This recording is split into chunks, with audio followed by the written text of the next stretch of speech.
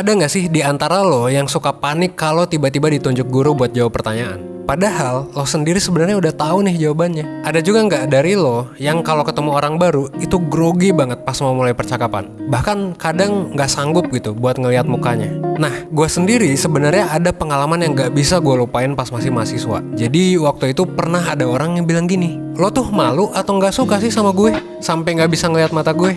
Nah, jujur ya, sejak gue mengalami itu, sejak orang itu bilang kayak gitu ke gue, itu kayak turning point gitu buat gue. Dan akhirnya gue ngerasa kalau sebenarnya nggak bisa nih kalau gue kayak gini-gini terus gitu.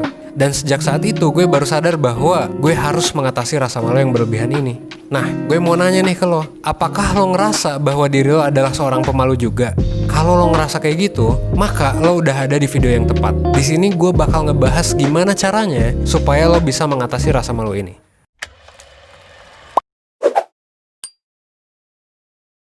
Sebelum lo tahu gimana cara lo bisa mengatasi rasa malu, lo harus paham dulu definisi malu itu sendiri. Emang pemalu itu yang kayak gimana? Definisinya apa? Apa sih perilaku yang bisa kita sebut sebagai perilaku orang pemalu? Dan apa yang gak bisa kita sebut sebagai pemalu gitu? Nah, menurut American Psychological Association, rasa malu itu adalah tendensi atau kecenderungan seseorang untuk merasa canggung, khawatir, atau tegang pas lagi ada di lingkungan sosial, terutama saat dikelilingi oleh orang yang tidak dikenal. Orang-orang yang tergolong sangat pemalu juga biasanya menunjukkan gejala sebagai berikut, mulai dari berkeringat, jantung yang deg-degan gitu ya, perasaan negatif tentang diri mereka, kekhawatiran tentang gimana orang lain memandang mereka, sampai kepada keinginan buat menjauhi interaksi sosial. Nah, orang pemalu punya kecenderungan buat overthinking. Contohnya, misalnya mikirin, habis ini gue ngomong apa ya ke orang ini gitu. Atau misalnya habis ngejokes nih, kedengeran lucu nggak ya lawakan gue tadi? Cara ngomongnya bener gak sih gue? Pemikiran-pemikiran itu terjadi sangat sering setiap para pemalu ini mau melakukan segala sesuatu. Padahal overthinking ini sebenarnya bisa jadi ngasih dampak negatif. Nah, tapi yang perlu diketahui adalah bahwa rasa malu itu sebetulnya termasuk hal yang normal banget. Dan ini umum dialami oleh orang, umum banget ditemui. Sebenarnya rasa malu ini bisa jadi nggak masalah gitu. Nah, tapi rasa malu ini menjadi masalah ketika perasaannya itu mulai mengganggu kehidupan orang tersebut secara signifikan. Atau ketika perasaan malunya itu justru malah mendorong si orang yang pemalu ini untuk menghindari apa yang seharusnya mereka lakukan. Contohnya, menghindari perbincangan dengan teman kerja, kesulitan berinteraksi sama orang, dan lain sebagainya. Nah, perlu diketahui juga bahwa sebenarnya banyak miskonsepsi terhadap definisi pemalu itu sendiri. Kadang orang tuh suka gak bisa ngebedain antara introvert, pemalu, dan juga orang yang mengalami social anxiety disorder. Atau mungkin bahasa Inggrisnya itu introversion untuk introvert ya, shyness untuk pemalu, dan social anxiety disorder untuk gangguan kecemasan sosial. Dari ketiga nama itu mungkin ketiganya terkesan mirip ya gejalanya, tapi sebetulnya tiga hal ini itu berbeda. Nah, bedanya gimana? Kalau introvert itu udah pernah gue jelasin di video 1% sebelumnya yang ngebahas tentang yaitu introvert ya. Lo bisa coba lihat aja. Tapi intinya introvert adalah dimensi kepribadian yang ngebahas tentang gimana cara seseorang ngelakuin charging energi mereka. Jadi ketika energi orang ini habis gitu ya, apa sih yang ngebuat orang ngecharge? Kalau extrovert itu ngecharge energinya itu pas lagi bareng orang-orang.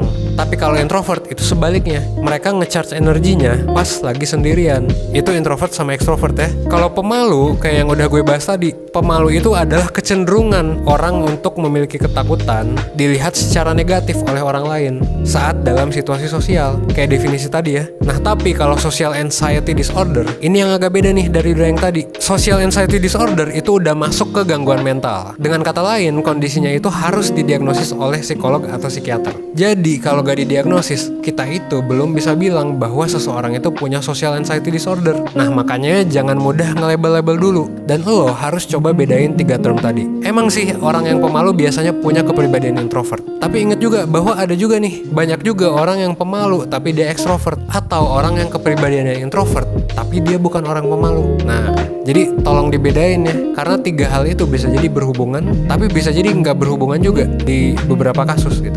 Coba ingat aja untuk ngebedain tiga hal ini. Kalau lo udah ngerti apa itu pemalu dan apa perbedaannya dengan introvert dan social anxiety ya, gue pengen ngasih tahu nih tips dan trik untuk menghadapi rasa malu. Beberapa ada yang udah gue coba dan udah berhasil. Apa aja tuh? Pertama, fake it till you make it. Ini adalah salah satu tips yang selalu gue gunakan. Apalagi waktu zaman-zaman gue masih jadi fasilitator training di kampus. Sebagai seseorang yang pemalu, gue itu udah panik sendiri gitu. Waktu pertama kali mimpin aktivitas kelas, yang notabene isinya itu ada 30-40an mahasiswa. Tapi ya gue suka memberi mantra kepada diri gue sendiri bahwa gue adalah orang yang easy going dan engaging. Nah, mantra-mantra ini, fake it till you make it ini sebenarnya ngebantu gue gitu. Dan ini juga ternyata di backup sama penelitian. Jadi pas orang memfokuskan pikiran mereka terhadap goalnya yang udah disusun, jadi fokus bahwa oh ya gue kayak gini, gue kayak gini, gue kayak gini, mereka akan cenderung dipersepsikan lebih asertif, lebih proaktif, dan dipandang punya kepercayaan diri yang tinggi. Jadi secara riset sebenarnya udah terbukti, dan so far ini juga works buat gue gitu. Makanya mungkin tips yang pertama adalah fake it till you make it gitu. Mungkin ini gak berlaku buat banyak orang, tapi ya mungkin lo bisa coba aja. Itu yang pertama. Yang kedua, cobalah buat gak berekspektasi terlalu tinggi. Ingat kalau gak ada orang yang sempurna di muka bumi ini. Kalau lo meletakkan ekspektasi tinggi ke diri lo, maka suara kritik di dalam kepala lo akan memiliki suara yang lebih keras. Nah, hal ini juga sebetulnya merupakan salah satu ciri dari orang yang pemalu. Orang yang pemalu itu cenderung punya ekspektasi tinggi, dan jadinya gak realistis terhadap dirinya sendiri pas mau ngelakuin sesuatu. Jadinya mereka akan, dalam tanda kutip ya, lebih jahat ketika menilai diri mereka, lebih keras lah gitu. Makanya mungkin lo perlu mencoba untuk jangan terlalu keras lah sama diri lo sendiri gitu ya. Kalau emang mungkin seringnya lo keras gitu, nggak apa-apa kok kalau misalnya lo salah ngomong pas lagi presentasi atau kebelit-belit pas ngomong. Nggak apa-apa juga kok kalau lo ngejokes gitu terus garing. Santuy aja. Sadari bahwa orang mungkin nggak akan inget apa kesalahan yang lo lakuin, dan inget juga bahwa lo selalu bisa menganggap ini sebagai sebuah pembelajaran gitu ya. Yang ketiga, lo bisa coba sadari apa yang terjadi dalam pikiran lo saat lo lagi overthinking. Nah, ini biasanya yang pemalu sering overthinking nih. Pas overthinking, biasanya kan kita memonitor semua perilaku yang kita lakukan. Biasanya kita ngatur gimana harusnya mulut kita bergerak, atau gimana kaki dan tangan kita bergerak gitu ya, pas lagi presentasi atau pas lagi jalan. Di satu sisi ini bagus, karena lo jadi sadar atas apa yang terjadi di saat itu. Tapi, kalau lo ngelakuin ini dan lo tetap ngerasa khawatir atas hal yang bakal lo lakuin, berarti lo udah overthinking nih. Overthinking alias lo mengkhawatirkan apa yang akan terjadi di masa depan. Nah, kalau udah overthinking kayak gini, mendingan lo sadar bahwa sebenarnya kekhawatiran ini biasanya itu cuma terjadi di pikiran lo doang. Lo perlu untuk fokus sama hal yang lagi lo lakuin saat itu. Jadi fokuslah pada hal yang terjadi saat itu gitu. Jangan mikirin masa depan. Ini juga udah sempat gue bahas di video sebelumnya tentang mengatasi overthinking, tentang gimana caranya untuk lo supaya bisa konsentrasi. Intinya sih lo harus fokus pada saat itu, mindfulness gitu, live in the present, supaya lo bisa berhenti mengkritik diri lo sendiri yang biasanya merupakan kekhawatiran yang cuman terjadi di kepala lo doang. Jadi cuman asumsi aja nih terhadap apa yang bakal terjadi. Intinya kayak gitu ya, fokus ke present moment. Yang keempat, kalau lo grogi pas ketemu orang, lo bisa mulai dengan satu pertanyaan. Ini masih nyambung sih dengan poin sebelumnya. Jadi, orang yang pemalu itu cenderung berpikir bahwa mereka itu nggak bisa membuat perbincangan yang menarik gitu, yang asik lah. Nah, buat lo yang ngerasa kayak gitu, dibandingkan lo berfokus pada, kayaknya gue orangnya nggak asik kalau diajak ngobrol, atau kayaknya obrolan gue nggak seru gitu. Ya, lo bisa coba mulai dengan menggali informasi tentang lawan bicara lo. Siapa sih mereka itu? Pekerjaan mereka tuh apa? Hobi mereka itu apa? Dan lain sebagainya. Kenapa? Karena orang itu suka pas lagi berbicara tentang diri mereka. Dan siapa tahu ya, kalian nanti bakal menemukan orang dengan hobi yang sama, atau orang yang sebenarnya menarik nih kehidupannya. Nah, kalau udah kayak gitu biasanya perbincangan akan jadi seru. Tapi inget ya, kembali ke poin kedua, jangan terlalu taruh ekspektasi yang tinggi. Untuk pemalu mungkin ya butuh proses lah gitu. Untuk mulai obrolan aja itu sebenarnya kan udah sebuah pencapaian gitu. Jadi ya udah, anggap ini sebagai sebuah proses. Kalau emang nanti gak berjalan baik.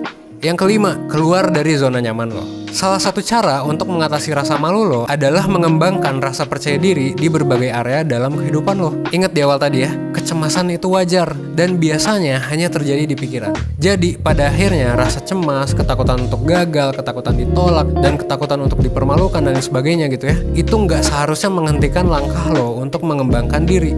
Cobalah untuk keluar dari zona nyaman lo dan berpartisipasi aktif di berbagai kegiatan baru. Ini sama kayak kata Elsa dari Frozen. Ya lo harus pergi into the unknown gitu. Jadi kalau lo pemalu dan lo mau mengatasinya, ya lo harus sadar bahwa hal ini adalah hal yang wajar gitu. Tapi ingat, kalau lo nggak ngapa-ngapain, maka masalahnya nggak akan selesai-selesai. Jadi gue bener-bener nge-encourage lo untuk keluar dari zona nyaman. Kalau lo masih SMA, lo bisa mulai ikut OSIS atau ekskul yang memaksa lo untuk banyak berinteraksi dengan orang, atau yang memaksa lo untuk berbicara di depan umum. kalau lo udah kuliah, lo bisa nyoba untuk mulai ikut banyak organisasi atau kepanitiaan. Dan lo juga bisa masuk ke divisi yang mengharuskan lo untuk berhubungan dengan banyak orang. Kalau udah kerja, ya nggak ada salahnya juga untuk meluangkan waktu lo untuk ikut kegiatan relawan atau volunteering yang mengharuskan lo untuk bertemu dengan orang baru. Atau lo juga bisa ikut online mentoring kalau lo pengen curhat atau dikasih feedback dan solusi sama mentor dari 1%.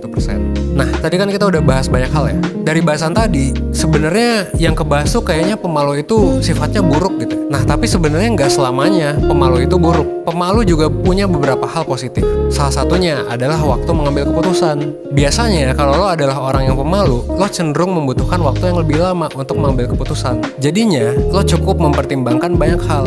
Meskipun kalau berlebihan juga nggak baik. Pada dasarnya kan emang gitu, semua yang berlebihan itu emang nggak baik. Akhir kata, ingat aja kalau misalnya malu itu adalah hal yang wajar. Tapi kalau lo mau berubah, pada akhirnya lo tetap harus take action. Sama kayak kata Peter Parker di Spider-Man. Sometimes, all you need is a leap of faith. Gitu ya. Nah, gue mau mengingatkan juga nih bahwa 1% juga ada kelas offline yang bakal diadakan di pertengahan dan akhir Januari dan juga awal Februari, yang salah satunya ngebahas tentang overthinking. Nah, ini kayaknya bakal berguna nih buat lo yang pemalu, yang suka overthinking ya. So, stay tune terus dan follow sosmed 1% di Instagram dan di Twitter karena kita bakal update info kelas offline dari sana. Gue berharap semoga video ini bisa bikin lo jadi lebih baik, seenggaknya 1% setiap harinya. Oke? Gue Evan dari 1%. Thanks.